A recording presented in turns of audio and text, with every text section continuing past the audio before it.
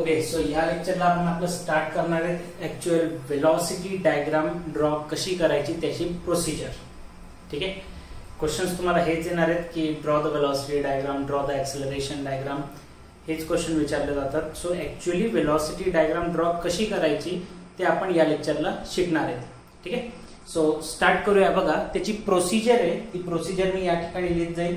या ठिकाणी मी एक डायग्राम आणि त्याची वेलॉसिटी डायग्राम ड्रॉ करून ठेवलेली आहे. त्याला मी पहिले एक्सप्लेन करून देतो, त्यानंतर वन बाय वन त्याची प्रोसिजर लिहित जाऊन सोबत परत एकदा एक्सप्लेन करून देतो. सो दोनदा एक्सप्लेनेशन होऊन जाईल. तर आय थिंक तुम्हाला क्लिअर होऊन जाईल कन्सेप्ट की ड्रॉ कसं करायचंय. नाही बी क्लिअर झाला काही इश्यू नाही, कारण आपण न्यूमरिकल घेऊ आता एक दोन नेक्स्ट लेक्चरमध्ये प्रॉब्ली. सो नेक्स्ट लेक्चरमध्ये ज्यावेळेस न्यूमरिकल घेऊ त्यावेळेस तुम्हाला कळेलच की एक्झॅक्टली वेलॉसिटी डायग्राम ड्रॉ कशी करायची. जर तुम्ही आजचा लेक्चर बघताय, तुम्हाला तुमच्याकडे आता बरेच स्टुडंट घरी गेलेले आहेत, त्यामुळे तुमच्याकडे इन्स्ट्रुमेंट्स नसतील ना, ड्रॉइंग इन्स्ट्रुमेंट, तर जास्त काही इन्स्ट्रुमेंटची गरज पडत नाही. ऑफकोर्स ड्रॉइंग काढायची तर पेन्सिल, रबर, शार्पनर हे तर कॉमन गोष्टी. काय लागेल तुम्हाला एक्झॅक्टली ड्रॉ करायसाठी? दोन सेट स्क्वेअर होते ना, ते दोन ट्रायंगल होते तुमच्याकडे, कोन मापक टाईप है ना. ते दोन कोन मापक राहिले की तुमचं काम झालं है ना. ते दोन, नाही तर प्रॉब्लेम काय होतं बघा, स्केलवर बी काढता येईल, तुमच्याकडे स्केल राहिली तरी जमतं, पण ते परपेंडिक्युलर व्यवस्थित निघत नाही. त्यामुळे आपल्याकडे एक्झॅक्टली ते दोन सेट स्क्वेअर जे राहतात ते असलं तर फार बरं होईल. आणि जर तुमच्याकडे नाहीये तर ते साधेवाले तुम्ही परचेस करू शकता ना. ते काहीतरी 25, 30, 40 रुपयाला येऊन जाईल. ते दोन सेट स्क्वेअरची एक पेअर येऊन जाईल. पूर्ण वेलॉसिटी एक्सेलरेशन डायग्राम आपलं त्याच्यावर ड्रॉ होऊन जाईल. ठीक आहे. तर सगळ्यांनी, आणि एक ऑफकोर्स ते आपलं कर्कटक है ना, चाप मारण्यासाठी. ह्या 2-3 गोष्टी तुम्हाला ड्रॉइंगसाठी लागतील. जास्त काही असं मोठं ड्राफ्टर वगैरे हे ते शीट काही गरज नाही, नोटबुकवरच ड्रॉइंग होऊन जाईल. तर 2-3 गोष्टी, पेन्सिल, इरेझर, शार्पनर, त्याच्यानंतर आपलं कर्कटक, त्याच्यानंतर सेट स्क्वेअरची एक पेअर आणि एक स्केल, बस दॅट्स इट. एवढं लागेल. सगळं सामान जरी तुम्ही मार्केटमध्ये घ्यायला गेले 100 रुपयाच्या आत सगळं काही येऊन जाईल. सो नसेल त्यामुळे फालतूचे रिझन बनवू नका की आमच्याकडे काही नाहीये, घेऊन घ्यायचंय मार्केटमधून. बघा, स्टार्ट करूया. वेलॉसिटी डायग्राम ऍक्च्युअली ड्रॉ कशी केली जाते. एखादी लिंक ज्यावेळेस मोशन मध्ये राहील तर वेलॉसिटी डायग्रामचं काम काय आपण ते शिकून घेऊ सगळ्यात पहिले. तर वेलॉसिटी डायग्राम कशासाठी यूज केली जाते? To find the velocity of the particular point with respect to the fix link किंवा with respect to the origin असं म्हणू शकता तुम्ही. जसं या ठिकाणी मी कन्सिडर केलंय की लेट्स से AB ही एक लिंक आहे. आता या ठिकाणी मी कंप्लीट डायग्राम ड्रॉ करून ठेवली आहे. परत मी तुमच्यासाठी इथं शॉर्ट मध्ये डायग्राम ड्रॉ करतो. लेट्स से हा एक पॉइंट आहे A, हा एक पॉइंट आहे B. तर AB एक लिंक आहे. ठीक आहे. तर AB लिंक मधला जो A पॉइंट आहे त्या A पॉइंटची वेलॉसिटी किती आहे आपल्याला माहिती आहे. म्हणजे आपल्याला पॉइंट A च्या वेलॉसिटीची मॅग्निट्यूड माहिती आहे, प्लस त्याची डायरेक्शन बी माहिती आहे. लेट्स से वेलॉसिटीची डायरेक्शन या साइडला आहे. The body point A has a velocity VA and its direction आपल्याला माहिती आहे. So velocity of the point A ची मॅग्निट्यूड आणि डायरेक्शन दोन्ही गोष्टी माहिती आहे आपल्याला. मॅग्निट्यूड पण माहिती आहे आणि डायरेक्शन पण माहिती. परत एकदा सांगतोय, पॉइंट A ची मॅग्निट्यूड, डायरेक्शन दोन्ही माहिती आहे. पॉइंट B ची आपल्याला फक्त डायरेक्शन माहिती आहे की पॉइंट B ची डायरेक्शन या साइडला आहे. मी रॅन्डमली कन्सिडर करतोय पॉइंट B ची डायरेक्शन या साइडला आहे. तर या पॉइंट B ची डायरेक्शन माहिती, पण याची वेलॉसिटीची व्हॅल्यू माहित नाही, म्हणजे त्याची मॅग्निट्यूड व्हॅल्यू माहित नाहीये. सो व्हॅल्यू कशी फाइंड आउट करायची ते आपण वेलॉसिटी डायग्राम वरून काढणार आहे. सिमिलरली जर एखादा पॉइंट C जर मध्येच लिंकच्या मध्ये एखादा पॉइंट असेल तर त्याची वेलॉसिटी कशी काढायची ते पण माहिती करू शकतो आपण. जर एखादा पॉइंट या लिंकच्या बाहेर आहे तर त्या पॉइंटची वेलॉसिटी किती राहील ते पण आपण या वेलॉसिटी डायग्राम वरून फाइंड आउट करू शकतो. तर सगळ्यात पहिले इतकं मोठं सगळं काही एक सोबत न शिकता आपण फक्त सुरुवातीला एकच बघूया की there is a one link, there is and this link has a 2 points A and B, in which point A we know the magnitude and direction of the velocity of the point A and only the direction of velocity of point B. So we need to find the magnitude of velocity of point B. बघा, तेच आपण इथे लिहिलेलं आहे. Consider 2 points A be on a link. एक link आहे आपल्याकडे A B, त्याच्यावर 2 पॉइंट कन्सिडर केले and let the absolute velocity of point A that is VA is known in magnitude and direction. की पॉइंट ए जो आहे त्याची वेलोसिटीची magnitude direction आपल्याला दोन्ही पण माहिती आहे. बघा पुढे absolute velocity of point B that is VB is known in direction only. B पॉइंटची जी वेलोसिटी ना VB त्याची फक्त काय माहिती आहे आपल्याला, डायरेक्शन माहिती आहे ना. ए ची डायरेक्शन मॅग्निट्यूड दोन्ही माहिती आहे, बी ची फक्त डायरेक्शन माहिती आहे. काढायचं काय आपल्याला, the velocity of point B is determined by drawing the velocity diagram. So velocity diagram draw करून आता आपण बी पॉइंटची वेलोसिटी फाइंड आउट करणार आहोत. कशी फाइंड आउट केली जाईल त्याची प्रोसिजर आहे. प्रोसिजर पहिले एक्सप्लेन करून देतो मी तुम्हाला इथूनच. बघा आता जसं मी तुम्हाला सांगितलं की VA ची व्हॅल्यू आपल्याला माहिती आहे. लेट सपोज दॅट की VA ची मॅग्निट्यूड किती होती, 25 मीटर पर सेकंड. याचा अर्थ ए पॉइंटची जी वेलोसिटी होती ती किती होती, 25 metre per second. AB link आहे आणि मूव्हिंग आहे ना. फिक्स लिंक राहिली तर कंडिशन चेंज होते, जी मी तुम्हाला न्यूमेरिकल मध्ये सांगेल. पण आता या ठिकाणी AB एक लिंक पकडली आपण, जी मूव्हिंग दिसते तुम्हाला, मूव्ह होते ना A आणि B, कारण A ची भी काही वेलोसिटी, B ची पण काही वेलोसिटी आहे. तर अशा वेळेस काय केलं जातं, एक रॅन्डम पॉइंट पकडला जाईल, लेट से O. कुठे पण दाखवू शकता तुम्ही पूर्ण नोटबुक मध्ये तुमच्या. ठीक आहे, इथं वेलोसिटीची डायरेक्शन सांगितली आहे. सो VA ची डायरेक्शन तुम्हाला माहिती आहे. सगळ्यात पहिले काय घ्यावं लागतं तुम्हाला, ऑफकोर्स डायग्राम ड्रॉ करता तर स्केल घ्यावी लागेल. स्केल काय घेतली, समजा की 5 मीटर पर सेकंडला तुम्ही घेणार आहे 1 सेंटीमीटर. 1 सेंटीमीटर डिस्टन्स म्हणजे काय राहील तुमचं, किती वेलोसिटी राहील, 5 मीटर पर सेकंड. तर VA वेलोसिटी किती आहे, 25. 5 ला 1 तर 25 ला 5 है ना. ज्यांना नाही येते त्यांनी हे लक्षात ठेवायचं, स्केल 1 सेंटीमीटर इक्वल टू किती घेतली, 5 मीटर पर सेकंड वेलोसिटी है ना. तर किती वेलोसिटी तुमच्याकडे, 25 मीटर पर सेकंडच्या खाली मीटर पर सेकंड आलं पाहिजे. 25 मीटर पर सेकंड म्हणजे किती, काय करणार, क्रॉस मल्टिप्लिकेशन. 25 गुणिले 1 25 इज इक्वल टू 5 गुणिले क्वेश्चन मार्क, 5 इकडे येताना डिवाइड, 25 5 वाजा 25. क्वेश्चन मार्क म्हणजे किती व्हॅल्यू, किती डिस्टन्स, किती लेंथ ड्रॉ करावी लागेल, 5 सेंटीमीटर. कुठे ड्रॉ करणार, ज्या डायरेक्शन मध्ये वेलोसिटी ऑलरेडी दाखवलेली आहे. सो वेलोसिटी या ठिकाणी दाखवली मी. ही लेंथ किती ड्रॉ करायची, 5 सेंटीमीटर. म्हणून इथे काही लगेच असं लिहायचं नाही जात बरं की 5 सेंटीमीटर, ते तुम्ही पकडलेलं आहे. कोणी दुसऱ्याने काही वेगळी कन्सिडर केली असेल, कोणी कन्सिडर करेल 1 सेंटीमीटर बरोबर 10, कोणी कन्सिडर करेल 15, कोणी कन्सिडर काही वेगळं करेल. त्यामुळे फक्त लाईन ड्रॉ करायची, किती, 5 सेंटीमीटर. हे कोणाला माहिती राहील, फक्त तुम्हाला, कारण स्केल ही तुम्ही घेतलेली आहे. तुमच्या बाजूवाल्याने पण हीच स्केल घेतलेली असं डिपेंड राहत नाही. म्हणून कोणी बाजूवाल्याला विचारायचं नाही की का रे बाबा ही लेंथ किती आली है ना. तर हे क्वेश्चन एक्झाम वगैरे मध्ये रिकामे काम करू नका. ए पॉइंट भेटला, ए पॉइंटची वेलोसिटी भेटली, कधी भी स्मॉल ए ने दाखवा. ही जी लाईन आहे O to A काय रिप्रेझेंट करते, velocity of A. So velocity of A दाखवा तिथं. O काय होता, O एक रॅन्डम पॉइंट आहे जो तुम्ही कुठे भी कन्सिडर करू शकता. O to A एक लाईन ड्रॉ केली आपण. अशीच का केली, कारण क्वेश्चन मध्ये किंवा डायग्राम मध्ये आपल्याला सांगितलंय की VA ची डायरेक्शन अशी आहे, म्हणून आपण तशीच याला पॅरलल है ना. ही जी लाईन होती याला पॅरलल, विसरू नका बरे. हे पॅरलल आणि परपेंडिक्युलरची सगळं काही खेळ आहे इथं. त्यामुळे VA ची डायरेक्शन माहिती होती, त्याला पॅरलल लाईन ड्रॉ केली मी. कुठून, एका O पॉइंट पासून. मग अशा पॅरलल लाईन ड्रॉ करण्यासाठीच आपल्याला ते सेट स्क्वेअरची गरज पडते ना. न्यूमेरिकल चालू झाले की मी तुम्हाला दाखवेल सेट स्क्वेअरचा वापर कसा करायचा आहे. सो VA ची डायरेक्शन आपल्याला माहिती होती. सो O पॉइंट पासून VA ची जी डायरेक्शन होती त्याला मी VA ला पॅरलल लाईन ड्रॉ केली आहे. आणि किती सेंटीमीटर दाखवायची होती, ती स्केल घेतली की 1 सेंटीमीटरला 5 मीटर पर सेकंड वेलोसिटी पकडतोय आपण. तर 25 ला किती येईल, 5 सेंटीमीटरची लाईन ड्रॉ केली. इथं OA VA येऊन गेलं है ना. इथं दाखवलंय बघा O to A VA. पुढे आता A चं काम झालं.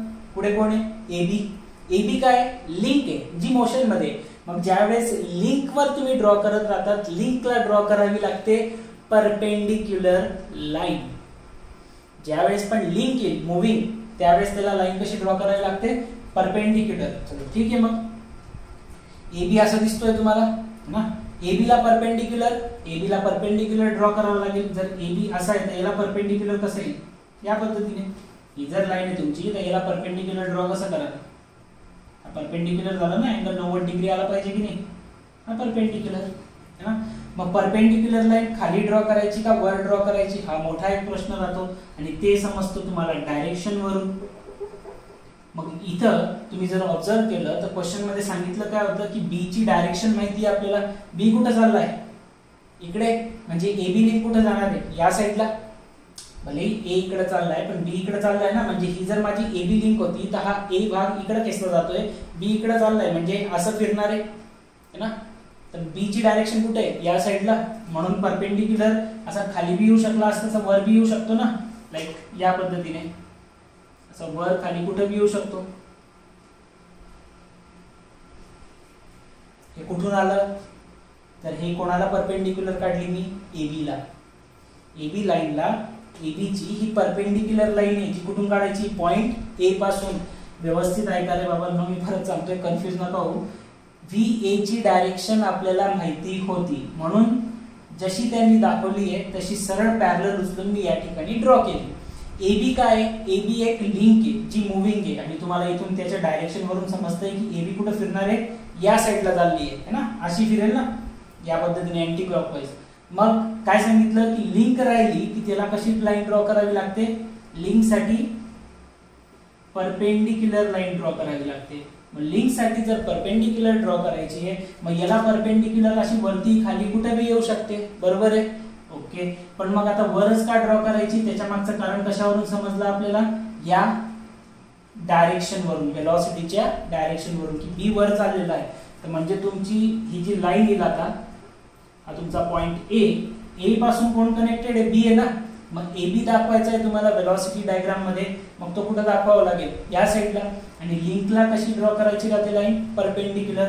मग ही जी लाईन जशी पण असेल याला एक्झॅक्टली 90 डिग्री मध्ये लाईन तुम्हाला इथून बघायचं, मोजायचं की 90 डिग्री कसं येतंय. मग ती स्केल तशीच्या तशी इथं घेऊन जायची राहते. क्वेश्चन मध्ये मी सांगेल कसं घेऊन जायचं, आतापासून ताण घेऊ नका. फक्त सध्या एवढंच लक्षात ठेवा की कोणाला पॅरलल कोणाला परपेंडिक्युलर लाईन काढायची ना. वेलॉसिटीची डायरेक्शन माहिती आहे, पॅरलल काढली. लिंक आहे, परपेंडिक्युलर लाईन काढायची. सो इथून परपेंडिक्युलर लाईन काढली, किती काढायची माहित नाही, ठीक आहे.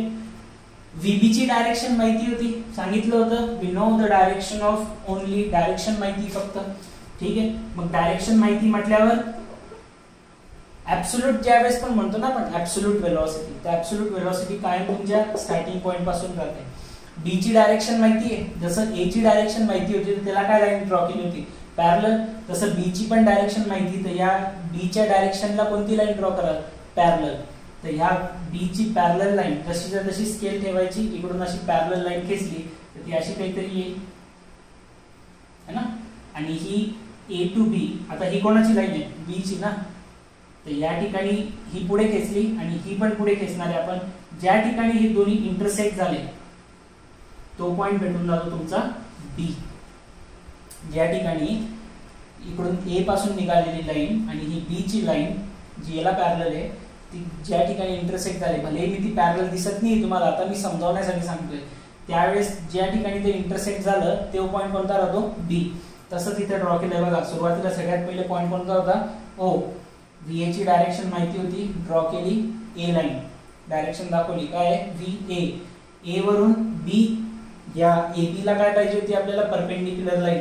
सो हे AB असं आहे, तर याला परपेंडिक्युलर लाईन ड्रॉ केली, A पासून खेचली इकडच्या साईडला. इकडेच का खेचली, कारण आपल्याला VB ची डायरेक्शन इकडे जाताना दिसत होती. चलो ठीक आहे. त्याच्यानंतर मग आता कुठपर्यंत पुढे न्यायचं आपल्याला माहित नव्हतं, पण B ची ऍब्सोल्यूट वेलॉसिटीची डायरेक्शन माहिती होती, म्हणून O पॉइंट पासून ही जी B लाईन दिसते तुम्हाला, ही जी एरो दिसतोय, त्याला पॅरलल लाईन ड्रॉ केली मी O पॉइंट पासून, जी इन, आणि त्याला पुढे वाढवलं, याला पण पुढे वाढवलं. दोन्ही ज्या ठिकाणी इंटरसेक्ट झाले, ही AB लाईन OB लाईन, त्याला नाव देऊन टाकलं पॉइंट B. दोन्ही ज्या ठिकाणी इंटरसेक्ट झाले त्याला नाव देऊन टाकलं पॉइंट B. तर पॉइंट B माहित पडून गेला आता आपल्याला, ठीक आहे.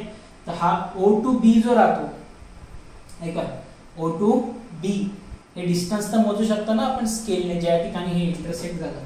तर O to B डिस्टन्स मोजू शकता. लेट से की O to B अंतर किती येतं तुमचं, 3 सेंटीमीटर आलं.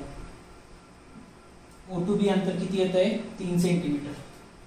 सॉरी स्केल काय घेतली होती 1 सेंटीमीटर म्हणजे किती वेलोसिटी 5 मीटर पर सेकंड.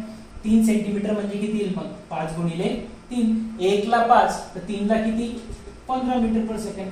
माहित पडली वेलोसिटीची व्हॅल्यू. वेलोसिटी ऑफ बी ची व्हॅल्यू माहित पडून गेली है ना. तर अशा पद्धतीने वेलोसिटी डायग्रामचा वापर करून आपण प्रत्येक वेगवेगळ्या वेलोसिटीची मॅग्निट्यूड फाइंड आउट करू शकतो. सिमिलरली जर तुम्हाला विचारलं की what is the velocity of B with respect to A, A B कशी माहित पडू शकते की दिसते ना ए टू बी लाईन है ना. ही ए टू बी लाईन काय रिप्रेझेंट करते बघा इथे लिहिलंय velocity of B with respect to A. एवढी पूर्ण व्हॅल्यू मोजायची. समजा किती आली 7 सेंटीमीटर. काय करणार मग 7 गुणिले किती होतं 5. किती वेलोसिटी मग 35 metre per second like that. तर इथून तुम्ही वेलोसिटीज फाइंड आउट करू शकता वेलोसिटी डायग्रामचा वापर करून. काय केलं ए ची डायरेक्शन मॅग्निट्यूड दोन्ही माहिती होत्या. सेम त्याला पॅरलल लाईन ड्रॉ करून टाकली O टू A. त्याला स्केल घेतली 1 सेंटीमीटरला 5. तुम्ही पाहिजे ती स्केल घेऊ शकता. ठीक आहे. तिथून AB एक लिंक होती. A पासून B एक लिंक आहे. तर AB एक लिंक असल्यामुळे त्या लिंकला परपेंडिक्युलर लाईन ड्रॉ केली. परपेंडिक्युलर लाईन वरतीच का ड्रॉ केली कारण B ची डायरेक्शन वर होती.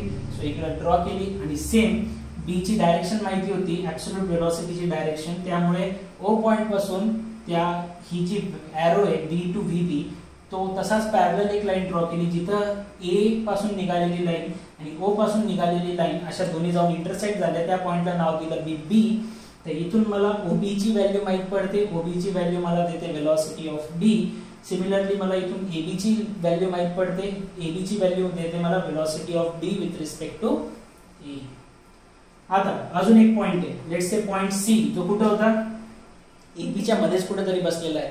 लास्ट लेक्चर मध्ये आपण पाहिलं होतं की vector O to A is equal to omega into AB AC जे पण लिहिलं होतं आपण. अल्टिमेटली कन्सेप्ट काय सांगितला होता की AC जितक्या रेशो मध्ये हा C पॉइंट जितक्या रेशो मध्ये या AB लाईनला डिवाइड करतो तितकाच तो वेलोसिटी डायग्राम मध्ये सुद्धा या वेक्टर AB ला डिवाइड करेल असं सांगितलं होतं ना. जितक्या रेशो मध्ये हा इथं डिवाइड करतो तितक्याच रेशो मध्ये हा इथं पण डिवाइड करेल. थोडं वरती ड्रॉ करून घेतो कारण मी इथं वेलोसिटी डायग्राम मध्ये थोडा वर दाखवला आहे त्याला. C पॉइंट B च्या जवळ आहे. ठीक आहे. सो AB वेक्टर AB लाईनला C पॉइंट जितक्या रेशो मध्ये डिवाइड करतो जितक्या प्रपोर्शन मध्ये तेवढाच तो या AB वेक्टरला सुद्धा डिवाइड करतो. त्यामुळे तुम्ही तिथून डायरेक्टली रेशो घेऊन रेशो कसा घेणार लेट्स से इथून काय A to C divide by पूर्ण पहिले एक डिस्टन्स डिवाइड बाय पूर्ण distance AB is equal to इथं पण तसंच vector A to C divide by पूर्ण वेक्टर AB. AC AB ची व्हॅल्यू स्केलने मोजू शकता. A टू C किती आहे A टू B किती आहे दोन्ही स्केलने मोजले इथे टाकून द्यायचे. ठीक आहे. त्यानंतर AB ची जी व्हॅल्यू राहते है ना वेलोसिटी ऑफ AB माहिती राहते तुम्हाला. एक व्हॅल्यू पुट केली की इथून AC ची व्हॅल्यू भेटून जाते. ठीक आहे. तर या पद्धतीने आपण सॉरी एक मिनिट तुम्हाला C पॉइंट माहित नाही राहत ना. बघा इकडे एक मिनिट गडबड होऊन गेली. याचाच राहील. ठीक आहे. तुम्हाला आता C पॉइंट कुठे येणार आहे माहिती का नाही. फक्त एवढं माहिती की तो सारख्या रेशो मध्ये डिवाइड करतो. मग आता A to C A to B हे दोन्ही माहिती राहतं. Velocity of AC velocity of AB माहित राहतं. नाही क्वेश्चन मध्ये सांगेन मी परत एकदा. तर इथं काय A टू B चं अंतर माहिती आहे AB अंतर माहिती आहे AC AB माहित राहतं. इथून काय माहित पडतं तुम्हाला A टू C चं अंतर. इथून A टू C चं अंतर माहित पडलं AC चं अंतर माहित पडलं म्हणजे झालं. हेच काढायचं होतं ना तुम्हाला C पॉइंटची पोझिशन. A टू C चं अंतर माहित पडून गेलं दाखवू शकता तुम्ही या ठिकाणी.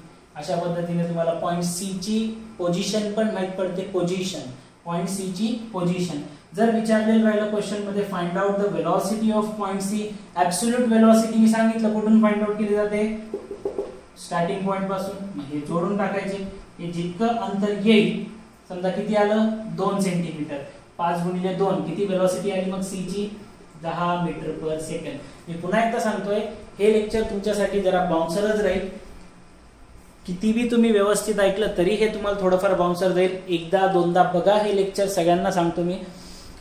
कारण तुम्हाला हे कन्सेप्ट आता लगेच पहिल्याच लेक्चरमध्ये समजून जातील असं नाही. ज्यावेळेस याच्यानंतरचं आपलं काय म्हणतात त्याला रेसिप्रोकेटिंग मोशन पिस्टन सिलेंडरचं होईल एक, अजून वेलॉसिटीचं, त्यानंतर आपले न्यूमरिकल चालू होतील. आणि न्यूमरिकल चालू झाले की एक न्यूमरिकल, दोन न्यूमरिकल नंतर तुम्हाला हे कन्सेप्ट व्यवस्थित कळायला लागतील. तुमच्याकडे हा बेनिफिट आहे की तुमच्याकडे व्हिडिओ लेक्चर्स आहेत, सो तुम्ही एकदा दोनदा बघू शकता. ठीक आहे. सो अशा पद्धतीने ही वेलॉसिटी डायग्राम ड्रॉ केली जाते. तर आता त्याची प्रोसिजर मी या साईडला लिहून देतो, परत एकदा ही डायग्राम एक्सप्लेन करेल सायमल्टेनियसली. बघा आता आपण एक्सप्लेन करणार आहे परत तेच पॉइंट्स जे मी तुम्हाला आता सांगितलं की कशा पद्धतीने ड्रॉ केली आहे डायग्राम, वेलॉसिटी डायग्राम, तेच मी एकदा पॉइंट वाईज एक्सप्लेन करणार आहे. व्यवस्थित लक्ष द्या. परत बघा काय घ्यायचं. सगळ्यात पहिले एक लिंक होती आपल्याकडे AB, त्याच्या एका पॉइंटची वेलॉसिटी आपल्याला माहिती आहे, VA मॅग्निट्यूड डायरेक्शन माहिती आहे आणि B ची फक्त डायरेक्शन माहिती. सगळ्यात पहिले काय केलं आपण, take a some convenient point O which is known as a pole. एक कुठेही तुम्ही एक पॉइंट कन्सिडर करू शकता O. चला इथं परत दुसरी डायग्राम ड्रॉ करायला घेतो मी. एक O पॉइंट कन्सिडर केला आपण रॅन्डमली, ज्याला आपण काय म्हणू शकतो, पोल म्हणू शकतो. दुसरी step, through O draw OA parallel and equal to VA to some suitable scale.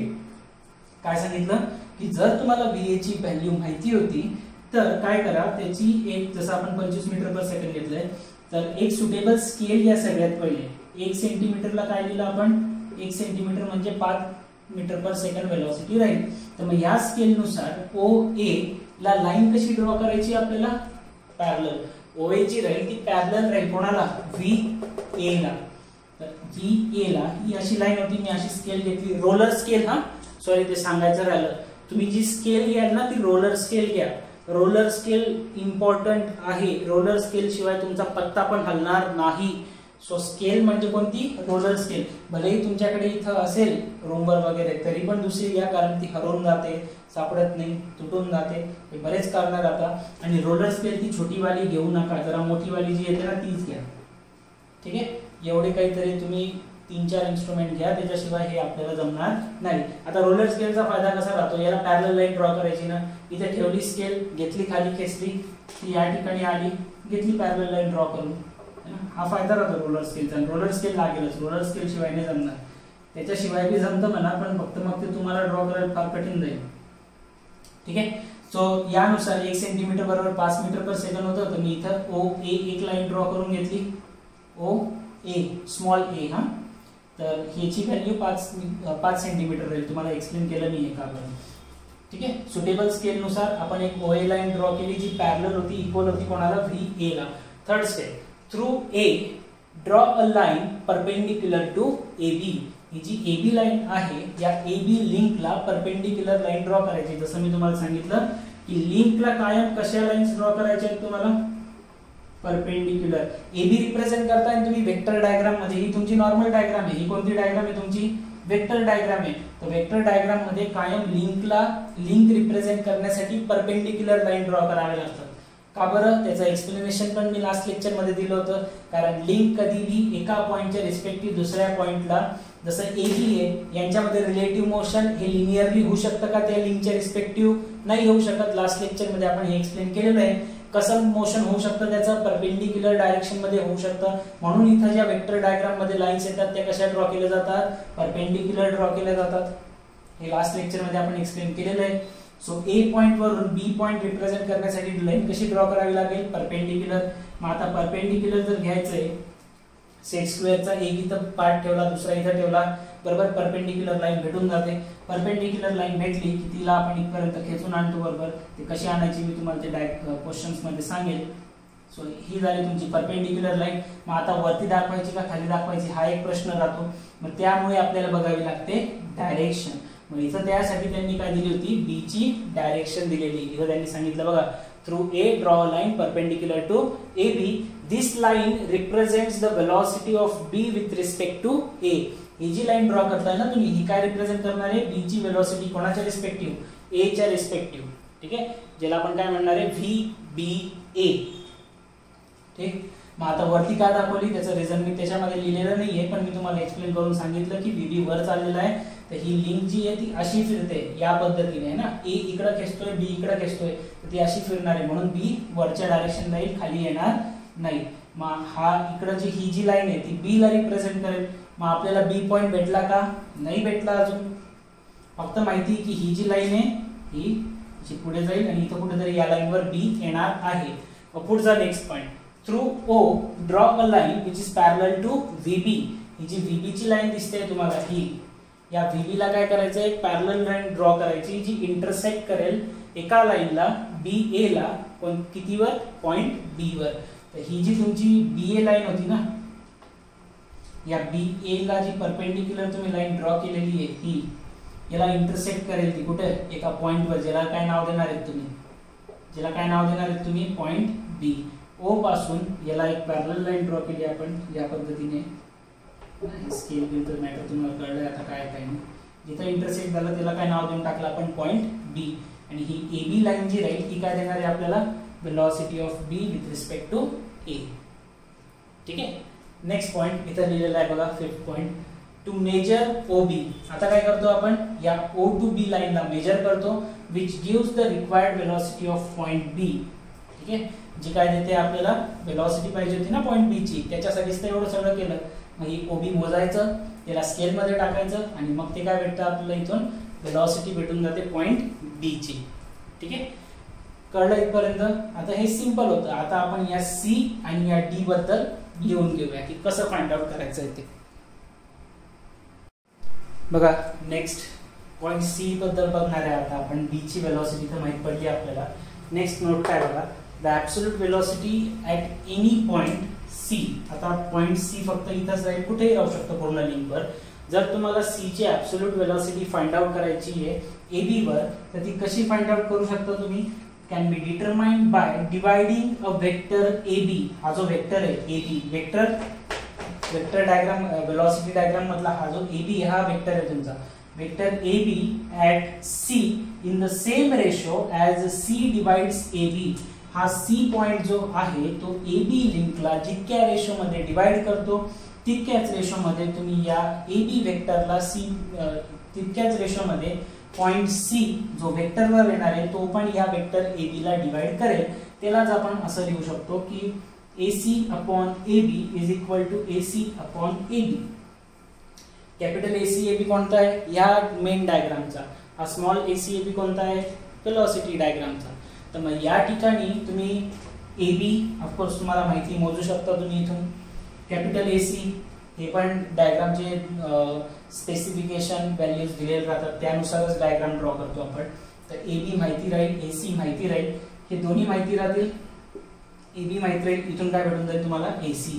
तर AC माहित पडला म्हणजे तुम्हाला C पॉइंटचं डिस्टन्स A पासून किती आहे ते माहित पडू शकतं.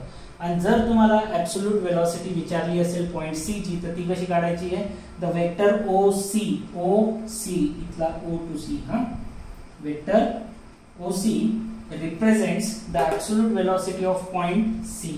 हा काय देतो आपल्याला, ऍब्सोल्यूट वेलोसिटी देतो कोणाची, पॉइंट C ची. ठीक आहे. आणि वेक्टर AC, हा वेक्टर AC काय देणार आहे, the velocity of C with respect to A. इथे काय भेटेल तुम्हाला, velocity of C with respect to A. ठीक आहे, सॉरी कॅपिटल मध्ये दाखवावं लागतं, velocity of C with respect to A. आणि हे काय देणार आहे, वेलोसिटी O पॉइंट पासून जे आपली सुरू होतील ना ते ऍब्सोल्यूट राहतील. जसं OA काय देतोय, ऍब्सोल्यूट वेलोसिटी ऑफ A, जसं VA ने दाखवलं.